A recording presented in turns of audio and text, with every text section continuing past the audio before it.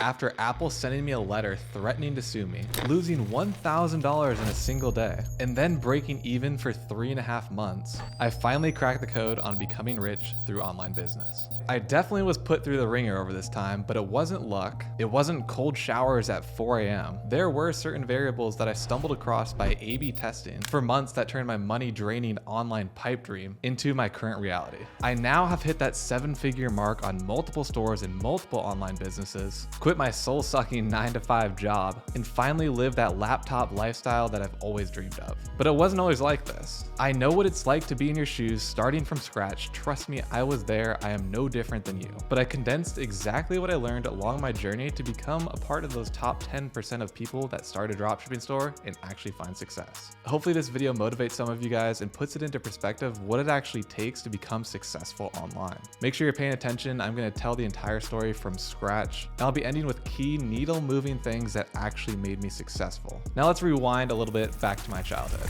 I don't know what it is, and maybe this doesn't apply to everyone, but I've always had the entrepreneurial spirit. From a kid in grade school, I was selling duct tape wallets on the playground. I was always hosting multiple soda snack stands on the side of the road. I always just had an interest in buying and reselling things. This really gave me a taste of what it's like early on to run your own business, as small as that may sound. But I think if you're watching this video, you're probably in that same boat. You're interested in online business, you're interested in making money for yourself and working for yourself. And a very important lesson that I learned early on was exactly how much effort you put into your own business is exactly what you get out of it. That is the beauty of entrepreneurship. So now fast forwarding to 2015, 2017, when I was in college at Arizona State University, I was studying supply chain and business sustainability, and I was working on some internships on the side, and they're paying decently, like $20 to $25 an hour. But I knew this was gonna lead me down a career path that I did not enjoy. I mean, who wants to sit at a desk all day getting orders from someone above you just to get to the next level and the same thing happen again for 40 years? It sounds honestly miserable. So my fiance had the idea to buy and resell clothes on Poshmark, Mercari, and eBay. So over a year and a half in college, we would go to this store called Last Chance in Arizona, and we'd buy women's clothing, hats, shoes. Shoes was a big seller. We bought them at a discounted rate and sold them on Poshmark, Mercari, eBay at 2 to 3 times what we purchased them for. As I said, we did this for a little over a year, but we actually generated over $80,000. This completely opened up my eyes to the ability to sell things online. I really learned firsthand that there was such a big market of people purchasing things online. And fast forwarding today in 2023, moving into 2024, it's only bigger. But I knew that flipping clothing and shoes was not sustainable. I mean, I could technically do this full time, making pretty good money, but there was always a limit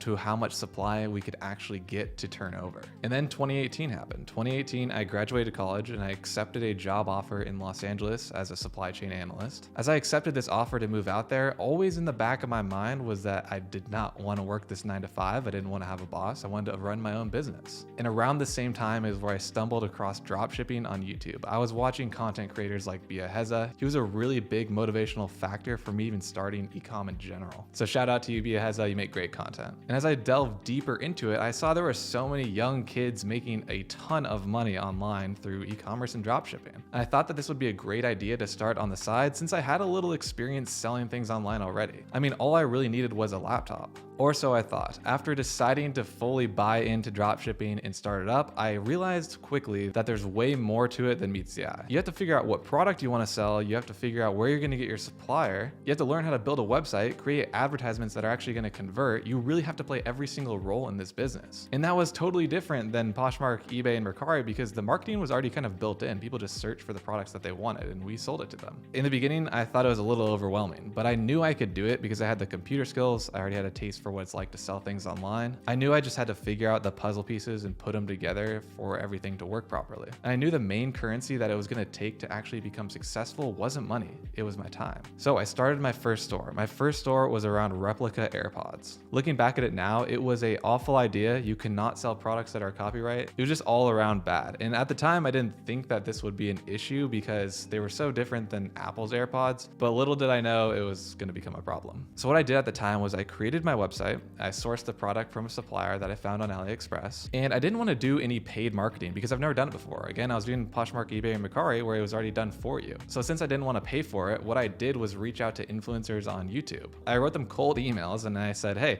you can pick out anything that you want in my store. I will send it to you as long as you review it. I'll give you a discount code for your fans or whatever. And surprisingly, a good amount of tech review channels actually decided to reply and pick out some products, and I sent it over to them. I don't know if this is a different time or not, but none of them asked for any payment at all. They just wanted to review the product. I guess it was for content ideas. And one of the biggest channels that I got to review it had over 700,000 subscribers, which was absolutely crazy. I thought he was gonna ask for like $5,000 at least to do it. So it actually worked out pretty well. There was a good amount of reviews out there. I was getting some sales, and I quickly kind of ran it up to $10,000 in a month.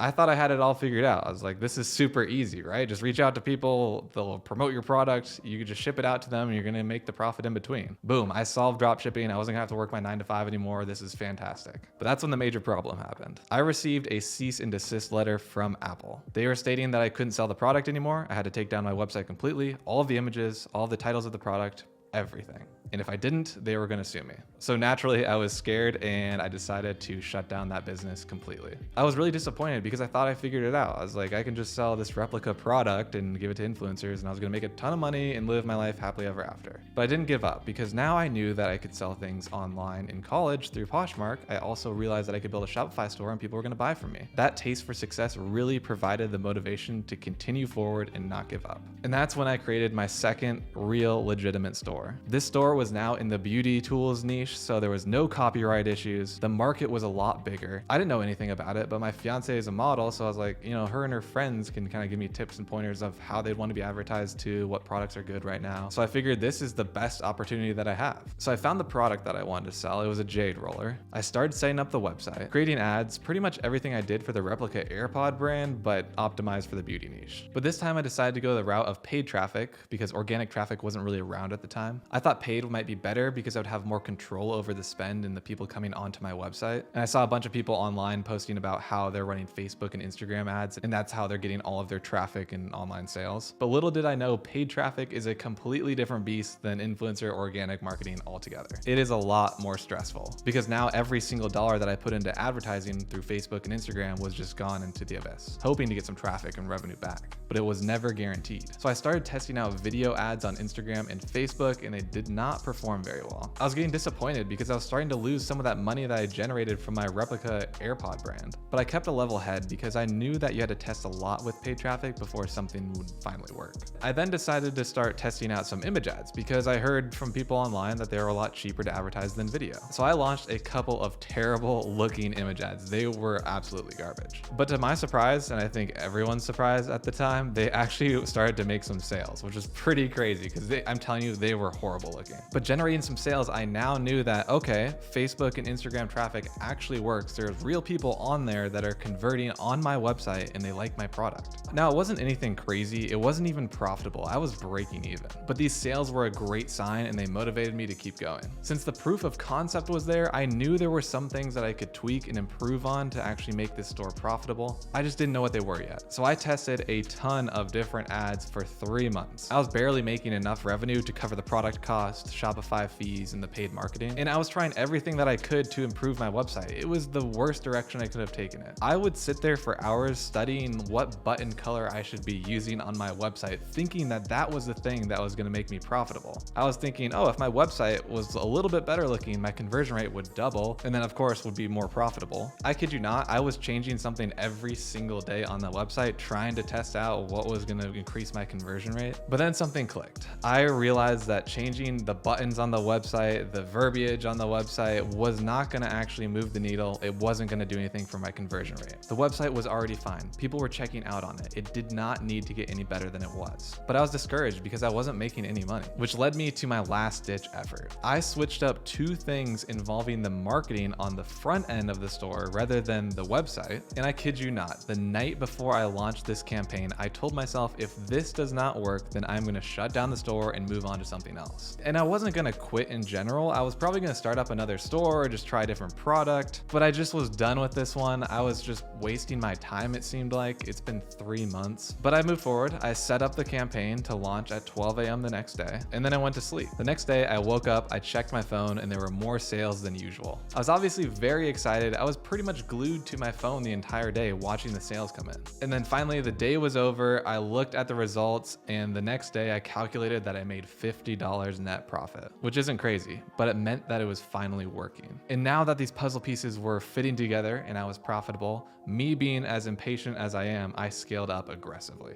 I was duplicating the campaigns, increasing the budgets, trying to get as much spend out there as possible while remaining profitable. And the days and weeks went on and I was still profitable, by a lot this time. At the time that I turned profitable, I was a little over halfway in the month, so I didn't get a full month of profitability, I guess. But I ended the month somewhere around $4,000 to $5,000 net profit. $5,000 profit from a side hustle only halfway through the month. That is what my paychecks were looking like after taxes from my 9 to 5. This was insane. But of course, I did not stop there. Continuing to scale through the next month, doing the exact same thing, just duplicating it and putting more spend into Facebook and Instagram. The month end finally came to a close and I profited $17,000. This was around 3 times what I was making at my 9 to 5. Just a little further down the road, there were days that I was making $2,000 profit in a single day. I did this for about 6 months because I was unsure if this was gonna last. And then finally the day came where I was making way more money than my 9 to 5 and I decided to quit. I decided to quit because the time that I was spent at my 9 to 5, I was thinking I could be making more stores, testing new products with all this extra time in the day, I guess 8 hours. And I was completely correct. Ever since then, my life completely changed. Since then, I've created multiple 7-figure stores, run other online businesses that are not dropshipping, traveled the world completely for free because of credit card points, and I also don't have a boss, and really just created that lifestyle that I always envisioned. I am so grateful for the life that I have today and the decision to actually keep pursuing this even though I wasn't making any money in the beginning. I can't even imagine where I'd be at if I was still at my 9 to 5. It would be a complete nightmare. But what did I change the night before giving up? What actually moved the needle? Looking back at it now and knowing what I know about e-commerce and becoming essentially a master in it, these are the things that you need to be focusing on.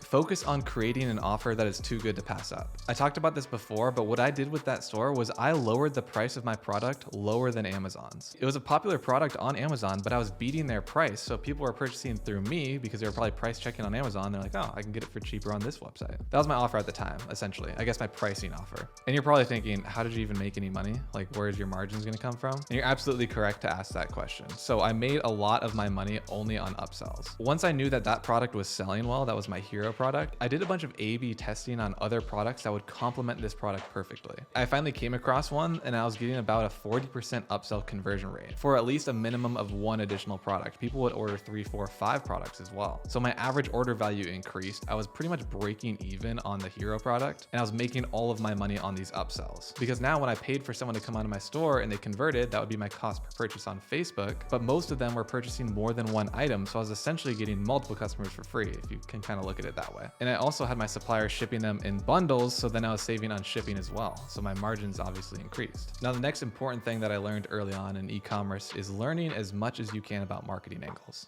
After learning about these and realizing how much you actually need to resonate with your audience and paint the picture for them of why they need this product, the easier the game of e-commerce is. My old marketing angles were like, get 10% off today. That's not a marketing angle. That's just a terrible offer. Or I had ones like the only face tool that you'll need, the best tool in skincare. Just really boring and bland marketing angles. So I learned about this and I switched them to something called PASS. This is a system which stands for Pain, Agitate, Solve. So for my copy, I looked up the most common skincare problems, and then I updated the ads accordingly. So frustrated because you can't get your skin redness under control. It's embarrassing, lowers your self-confidence, and can affect your overall well-being. Jade rollers have been proven to solve these problems, blah, blah, blah. But you see what I did there? I did market research. I came up with the angle of skin red irritation. I showed them the pain. I agitated it by saying it's embarrassing, it affects your well-being, and then I gave them the solution. Marketing angles are such a powerful tool in e-commerce. It's life-changing if you you can actually study these and learn about them. So if you're stuck breaking even or you're not making any sales,